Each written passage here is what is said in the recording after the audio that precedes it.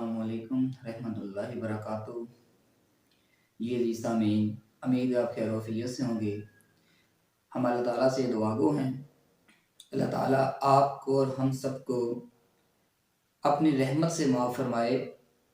और वो लोग इस दुनिया से जा चुके हैं जिनका दुआ करने वाला कोई नहीं है, अल्लाह ताला उनको भी माफ़ फरमाए और उनको जन्नत के अंदर आला मुकाम अता फरमाए। अजीज़ सामीन, आज जो टॉपिक लेके मैं आपके सामने हाजिर हुआ हूँ बहुत ही ख़ास है। अजीज़ सामीन, याद रखिएगा, हमारी आज वीडियो के अंदर 3 पहलू हैं। नंबर 1 ये है कि मर्द के अंदर स्पर्म बनने की जो है सलाहियत है, उसमें जो मेल मतलब कुव्वत है, मर्दाना कुव्वत है, ये क्या है। दूसरे हम बात करेंगे कितनी परसेंटेज हो तो हम कहते हैं कि ऑलरेडी जो मर्द के अंदर इस वक़्त जो जर्म्स हैं वो कमज़ोर हैं, वो इस काबिल नहीं है कि वो ऑलरेडी अपना आगे नस्ल को कैरी कर सके, वो अपनी जो है औलाद को आगे मतलब कैरी कर सके, वो मेल अपनी वाइफ के काबिल नहीं है।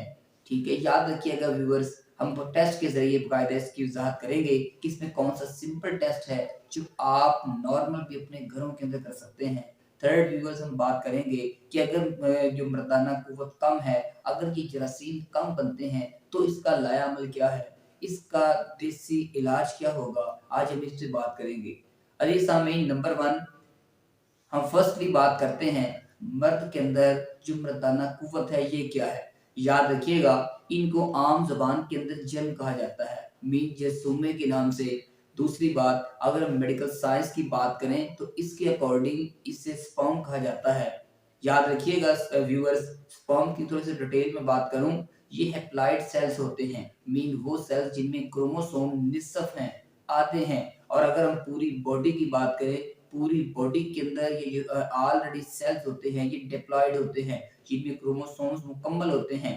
तो असल में गैमेट्स के अंदर अल्लाह ताला ने क्रोमोसोम्स को इसलिए हाफ कर दिया, जब दोनों अतराफ से गैमेट्स कंबाइन होते हैं, मीन दोनों तरफ से क्या मुराद है, मर्द से और औरत से, वालिद और वालदा से, तो उस वक़्त ज़ाइगोट बनता है जो कि एक डिप्लॉयड सेल होता है। तो अल्लाह ताला ने नस्ल को आगे लेके चलने के लिए, कैरी करने के लिए, तसलसल को बहाल रखने के लिए, स्पीशीज़ और जानदारों की बका के लिए इस चीज़ को मतलब अमली जामा पहनाते हुए इन सेल्स को हैप्लॉइड रखा है। और कुदरत की कारीगरी देखिएगा, अल्लाह ताला ने इस चीज़ को ऑलरेडी रिकवर करते हुए आज आप कभी नोट करें कि 8 अरब इंसान हैं, एक भी चेहरे के लिहाज से दूसरे से नहीं मिलता।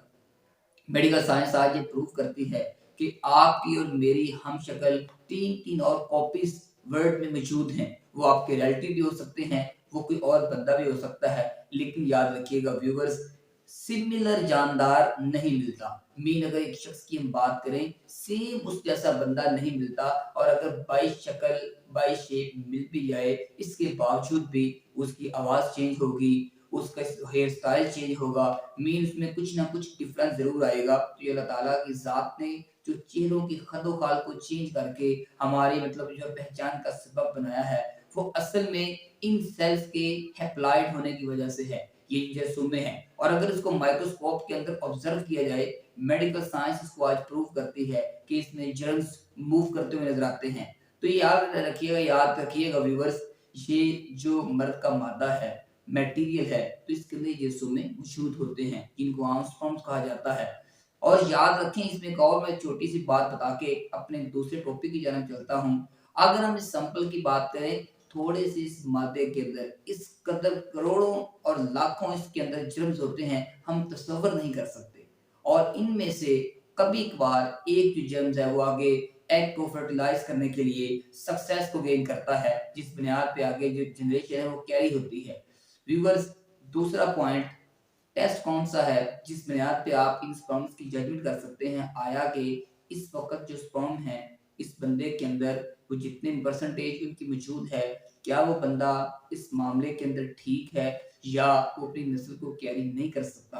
अजीज सामीन, याद रखिएगा, सिंपल डिस्पोजेबल ग्लास लें, डिस्पोजेबल ग्लास को आप पानी के साथ भर लें, भरने के बाद आप अपना जो मादा है उसमें इसको डिस्चार्ज करें। ठीक है, और उसके बाद आप इसको नोट कीजिएगा कि इसमें ओवरऑल 3 स्टेप हैं। अगर तो ये मादा उस पानी के अंदर बैठ जाता है। अब लाज़मी बात नहीं है कि आप उसमें डिस्पोज़ेबल गिलास ही ऑब्ज़र्व कर सकते हैं, दूसरा गिलास भी हो सकता है, लेकिन डिस्पोज़ेबल गिलास का मतलब ये है कि ऑलरेडी मतलब वो न्यू होता है और उसमें आपका एक्सपेरिमेंट जो है मुकम्मल रेशियो के साथ रिकवर होता है। और अगर याद रखिएगा ये मादा बॉटम के अंदर बैठ जाता है, पेंदे में बैठ जाता है, इसका मतलब ये है कि वो जो मादा है बिल्कुल ठीक है, मतलब वो मर्द जो है टोटल ठीक है, हेल्दी है, उसके स्पर्म्स ठीक हैं। और अगर ये मटेरियल, अगर ये मादा जो है दरमियान में रुकता है, तो इसका मतलब ये हुआ कि उसमें 50% इसके राउंड पॉइंट जो रेशियो है, मीन वो कुछ हद तक इसमें असलियत रखता है और इसकी अहलियत रखता है। अगर अल्लाह ताला चाहे तो वो अपनी नस्ल को आगे कैरी कर सकता है।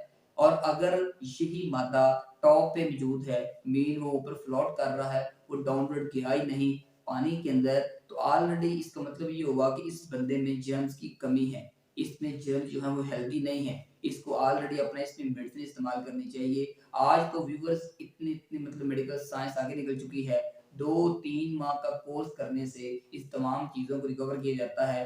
अगर औलाद जैसी नेमत आपके मुकद्दर में हो, तो उसके सिलसिले के साथ इलाज करवाते हुए अल्लाह ताला जो है इस सबब आपको औलाद से नवाज़ता है। तो ये इसमें इलाज करवाने में कबाहत नहीं है, हमें इसकी तरफ आना चाहिए और इसमें कोई शर्म वाली बात भी नहीं है। अगर एक मसला है तो इसमें किसी का इख्तियार नहीं है, इसका इलाज करवाना चाहिए।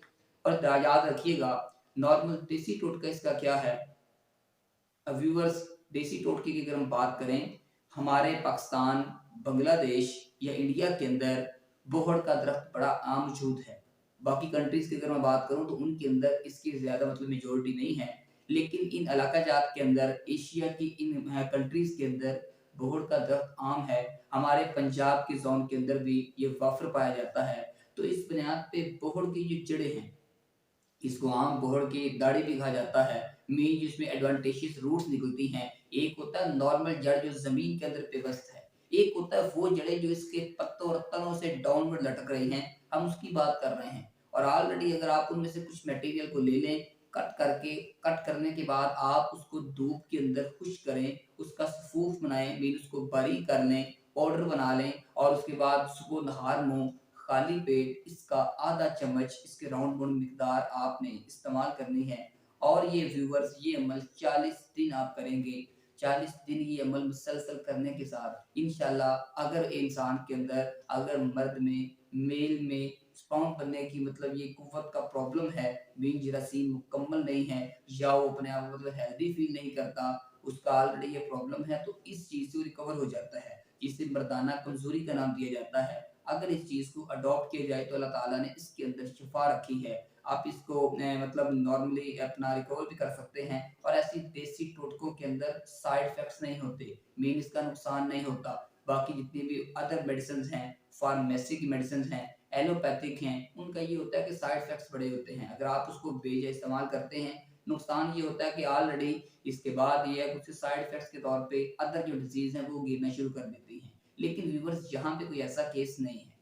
जी, ये हमारा आज का टॉपिक था। और सबसे लास्ट पे एक बात आपसे ज़रूर कहूँगा, व्यूअर्स याद रखिएगा, इस मामले के अंदर अल्लाह ताला से दुआ करना सबसे इम्पोर्टेंट है। आया कि हम इसके बारे में ट्रीटमेंट करते हैं, हम इलाज करवाते हैं, हम टोटके इस्तेमाल करते हैं, हम अपनी डाइट को ठीक करते हैं, डाइट प्लान ठीक करते हैं, हम न्यूट्रिशन के हवाले से इसको रिकवर करते हैं, लेकिन ये तमाम सोर्सेज़ दुनिया की हद तक हैं, व्यूअर्स, होने वही वाला है जो आपके और मेरे मुकद्दर के अंदर है। हम अपने मुकद्दर को नहीं बदल सकते, इसलिए हमें अल्लाह ताला से दुआ करनी चाहिए। इसको बदलने की एक ही मतलब हमारे पास एक वेपन मौजूद है, वो क्या है? उस ज़ात से दुआ करना। जब आप दिल लगी से दुआ करते हैं, याद रखिएगा व्यूअर्स, वो ज़ात आज भी पूरी कुव्वत से मौजूद है, पूरी ताकत से मौजूद है। अगर हम उसके सामने सर झुका दें, अगर हम उसके सामने झुक जाएँ, तो याद रखिएगा वो अल्लाह ताला की ज़ात हमें अकेले नहीं छोड़ेगी। और अगर आप इस तरफ आ जाएँ, हमारे मुकद्दर में अगर औलाद जैसी नेमत लिख दी गई है, तो इंशाअल्लाह इंशाअल्लाह अल्लाह ताला हमें ज़रूर नवाज़ेंगे। इन तमाम मामलात के बाद जो मैंने आपसे जो शेयर किए हैं, व्यूअर्स, एंड पे अल्लाह ताला से दुआ करना बहुत ज़रूरी है। दुआ करने के बगैर ये अमल भी शायद हैसियत नहीं रखते। आया कि लोग इसके बारे में बहुत कुछ कहें, मैं तो सिंपल यही कहूँगा कि अगर आप सक्सेस और कामयाबी चाहते हैं, फर्स्ट प्रायोरिटी के अंदर अल्लाह ताला से दुआ करें और इस कदर दुआ को हो जाए जैसे जिद के साथ एक बच्चा अपनी मामा से लिपट जाता है और लिपटने के बाद वो ये बात करता है कि मैंने मनवा के छोड़ दी है। और इसी तरीके से वो ज़ात तो 70 माओं से बढ़ के प्यार करती है, तो हमें फिर उससे जी भर के क्यों नहीं मांगना चाहिए, बजाय कि चमचों के साथ आप उससे मांगें। आपको तो आम रूटीन में खुलेआम उससे मांगना चाहिए। वो ज़ात इससे और खुश होती है, उसकी रहमत बहुत वसी है। तो व्यूअर्स मुझे इजाज़त दीजिएगा, इंशाअल्लाह मिलेंगे नेक्स्ट वीडियो के साथ। अल्लाह हाफ़िज़, अस्सलाम।